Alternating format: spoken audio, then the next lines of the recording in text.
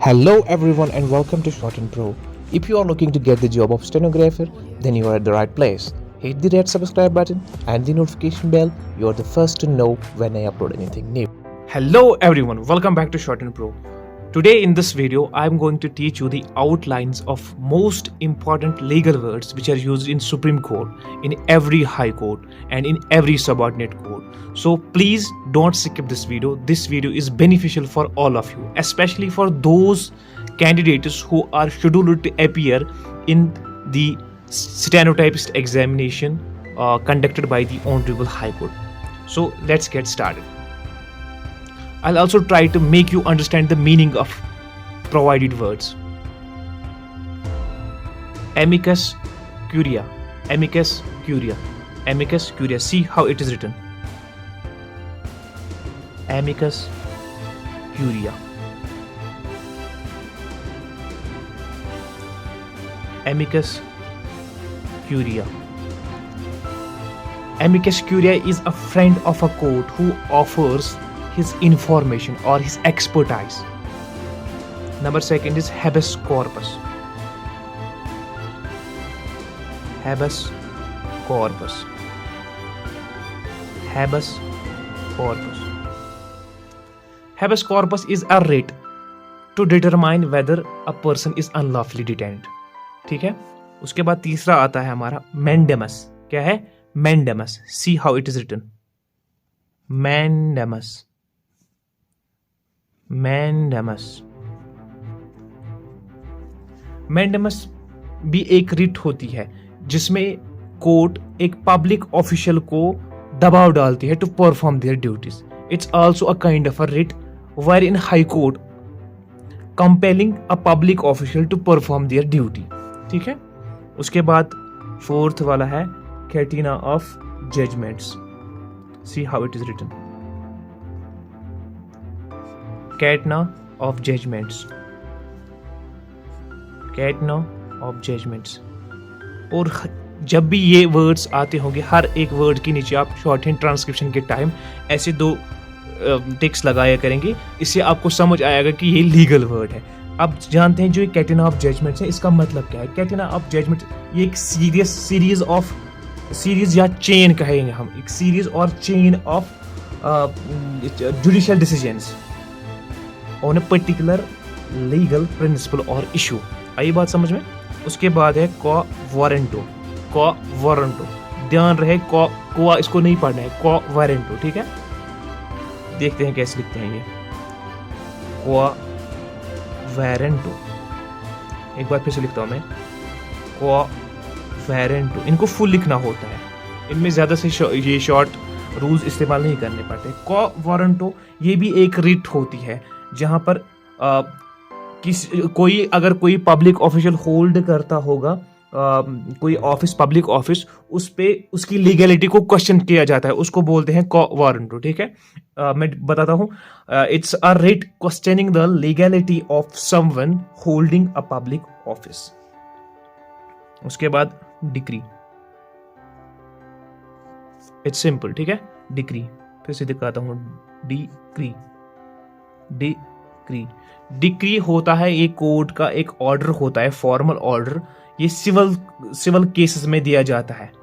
एक civil cases में दिया जाता है. It's a formal order of a court in civil cases. ठीक है, जब सिविल केस डिसाइड होता है उसके बाद कोर्ट एक डिक्री बनाता है, डिक्री करता है. ठीक है, उसके बाद है हमारा arbitration. See how it's written. Arbitration. Arbitration. If you have time, you can use the vowels in it also. Arbitration. Arbitration. ठीक है, arbitration आपको पता ही होगा. ठीक है, मुझे नहीं लगता कि सिखाने की जरूरत है, फिर भी I will try to make you understand. Arbitration होता है जब outside court party, third party आके डिस्प्यूट को रिसॉल्व करते हैं. ठीक है, इसका मतलब है resolving disputes outside the court through a neutral third party. जब एक थर्ड पार्टी आती है, वो एक किसी मैटर को, किसी डिस्प्यूट को जब वो रिसॉल्व करने की कोशिश करते हैं, उसको बोलते हैं हम आर्बिट्रेशन. कोर्ट लैंग्वेज में उसको आर्बिट्रेशन कहते हैं. ठीक है, उसके बाद है सब पोना, ठीक है, सब पोना, इसको एक साथ पढ़ना होता है, सब पोना। ये आप अलग अलग भी लिख सकते हैं और एक साथ भी लिख सकते हैं, सब पोना। देखिए, सब पोना, सब पोना, ठीक है। फिर से सब पोना, subpoena. Subpoena is also a court order, court direction, जहां पे एक पर्सन को कंप्लाई किया जाता है टू टेस्टिफाई और produce evidence when court forces compels any person to produce evidence, it is called subpoena. उसके बाद है ज्यूरिसडिक्शन। देखिए कैसे लिखते हैं, ज्यूरिसडिक्शन, ज्यूरिसडिक्शन, ज्यूरिसडिक्शन, ठीक है। ज्यूरिसडिक्शन एक अथॉरिटी होती है कोर्ट को एक अथॉरिटी होती है किसी केस को सुनने की, जो उसमें ज्यूरिसडिक्शन है या नहीं, ये सिंपल है। उसके बाद है हमारा 10th वाला एड लाइटम, ठीक है। क्या बोल, इसको लिटम नहीं पढ़ना है, एड लाइटम। क्या बोल रहा है, एड लाइटम। देखो कैसे लिखते हैं ये, ad litem, ad litem, ad litem, ठीक है। एड लाइटम ये last suit, for the purpose last suit use किया जाता है। उसके बाद हमारे what is in number 11th legal word, it's bona fide, ठीक है। Bona fide, see how it's written, bona fide, bona fide, bona fide, bona fide, bona fide, it's simply use in good faith, ठीक है, बोनाफाइड। उसके बाद है प्राइमा फेशियाई, प्राइमा फेशियाई, ये वर्ड खासकर एवरी सिविल सूट में यूज होता है, हर एक सिविल सूट में प्राइमा फेशियाई की ये लीगल टर्म यूज होती है, प्राइमा फेशियाई, प्राइमा फेशियाई, प्राइमा फेशियाई, प्राइमा फेशियाई, ठीक है।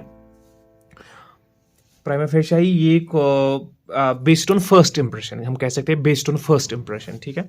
उसके बाद रेस जुडिकेटा, रेस जुडिकेटा, ठीक है, res judicata, res judicata, res judicata, res judicata. Res judicata means जो ऑलरेडी जजड होगा, अ मैटर ऑलरेडी जजड, ठीक है। उसके बाद स्यूमोटो, स्यूमोटो, स्यूमोटो आपने सुना भी होगा, देखें कैसे लिखते हैं, suo motu, suo motu, suo motu, suo motu. Vowels आप यूज करेंगे ना करेंगे ये आप पे डिपेंड करता है, आपकी मेमोरी कितनी शार्प है, ठीक है। Sumoto, Sumoto, it's action taken by the court on its initiative, ठीक है, simple, any action taken by court on its initiatives is called sumoto. उसके बाद है stats quo, it's simple, stats quo, stats quo, stats quo, stats quo। ये civil cases में दिया जाता है एक इंटर्म रिलीफ, जहाँ पे बोला जाता है जो पार्टीज होती है they are directed to maintain status quo, जो जैसी पोजीशन है वैसी ही रहे। स्टेटस को का मतलब वही होता है जो ऑन स्पॉट पोजीशन है वो वैसी ही की वैसी ही मेंटेन करो, ठीक है। उसके बाद cavity, see how cavity is written, cavity, cavity, cavity, cavity एक वार्निंग होती है और कॉशन होती है फाइल्ड इन कोर्ट, यानी कि अगर आपको लगता है कि कोई आपके खिलाफ केस करेगा, सिविल केस करेगा, वो जाके कोर्ट में एक कैविट दर्ज करता है, कैविट पिटिशन दर्ज करता है, उसको कैविट बोलते हैं। उसके बाद कैविटर, कैविटर, कैविटर, कैविटर। तो कैविटर वो पर्सन होता है जो कोर्ट में कैविट पिटिशन फाइल करता है। उसके बाद इंपॉर्टेंट है ultra vires, ultra vires, see how it is written, ultra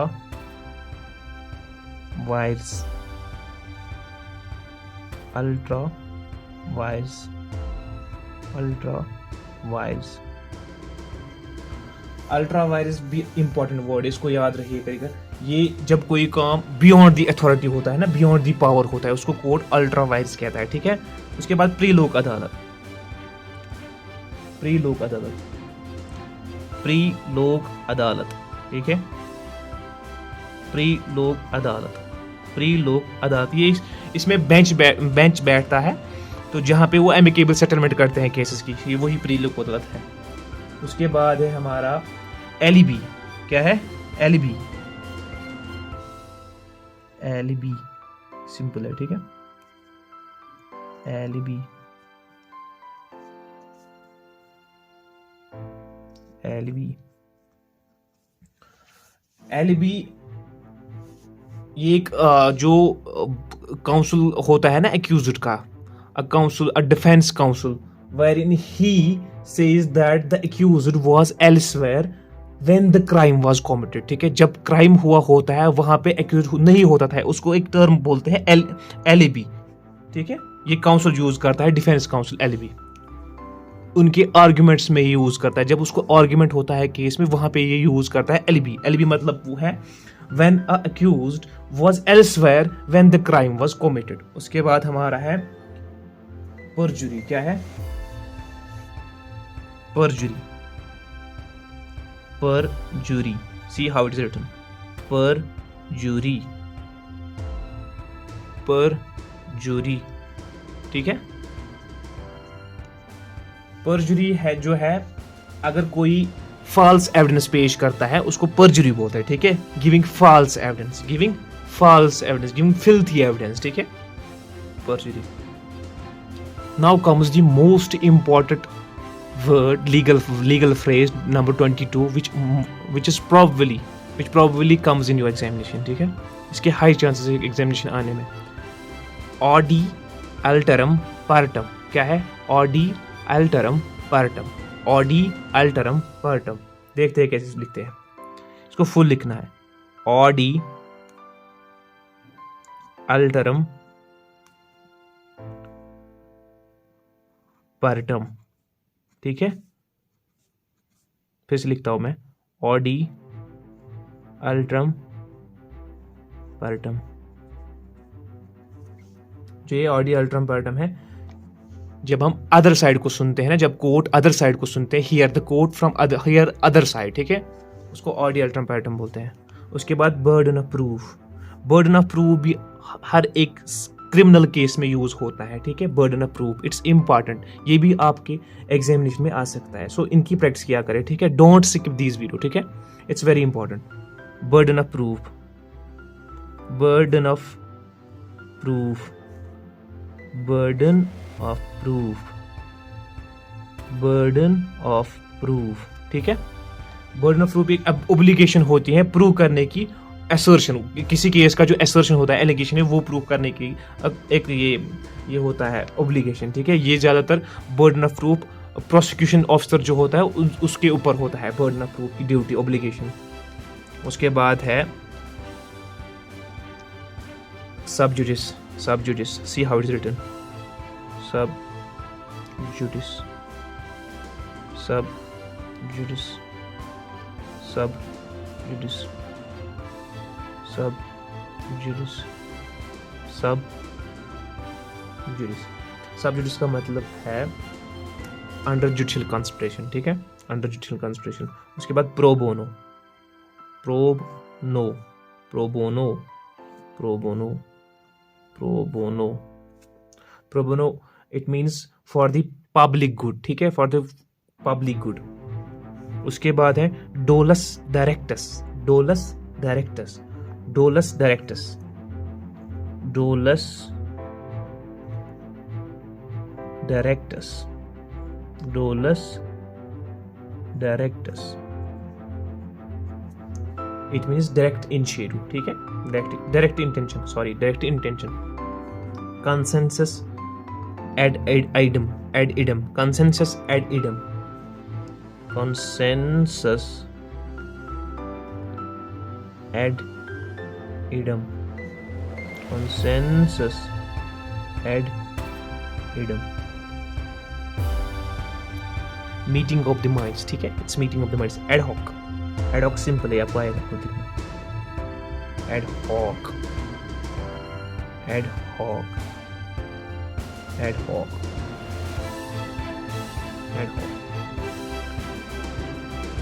यानी कि for this purpose. Ad hoc का मतलब है फॉर दिस पर्पस.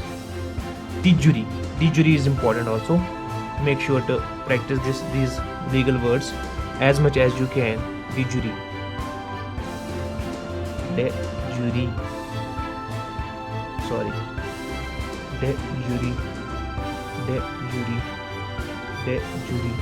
ऐसे de jure लिखते हैं. It means by law या law by legal recognition, ठीक है. जब बोलते हैं ना by legal recognition, इसी तरह ही.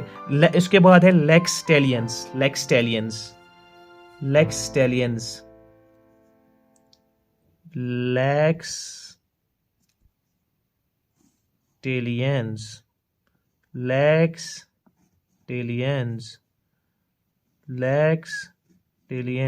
It means law of retaliation. इसको हम बोलते हैं ना an eye for an eye. ये वही है, an eye for an eye. Thank you for watching this video. Stay tuned and wait for my next video to achieve your goals by Shorting Pro.